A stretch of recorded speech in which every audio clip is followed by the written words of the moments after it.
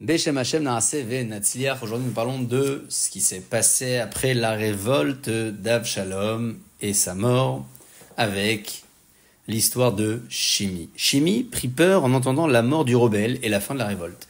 Il avait jeté des pierres et de la terre sur le roi lorsqu'il s'était enfui, souvenez-vous, et l'avait traité d'injure.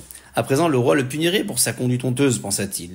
Il s'empressa donc de se rendre au palais et de lui demander pardon. Beaucoup s'étonnèrent de son audace. Comment osait-il se présenter au roi après l'avoir maudit en public? Mais il n'y prit pas garde et supplia David: Votre Majesté, pardonnez-moi comme Yosef a pardonné à ses frères, qui l'avaient vendu en esclave et lui avaient causé tant de souffrances.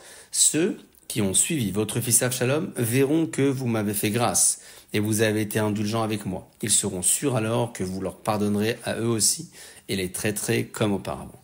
David, dans sa grande piété, ne se vengea pas de lui. Il ne lui fit même pas de reproche. Il dit simplement: Je te pardonne, Shimi. Ces paroles déplurent fortement à Yoav et à Abishai. Ils brûlaient de colère contre Shimi et voulaient le tuer. Ne me le demandez pas, fils de Tserouïa, leur dit le roi. Je suis enfin de retour chez moi, chez Maédé, et je désire revenir le roi de mon peuple comme je l'avais été autrefois. Je ne veux pas commencer par des punitions et des condamnations à mort. Personne sera mis à mort l'heureux jour où Hachem m'a remis sur le trône, disait le roi.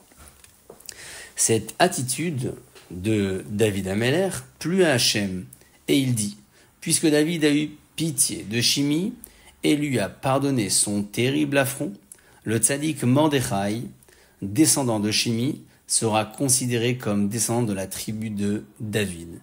D'ailleurs, on l'appellera tout au long de l'histoire Mordechai à Yehudi, c'est-à-dire Mordechai qui vient de la tribu de Yehuda.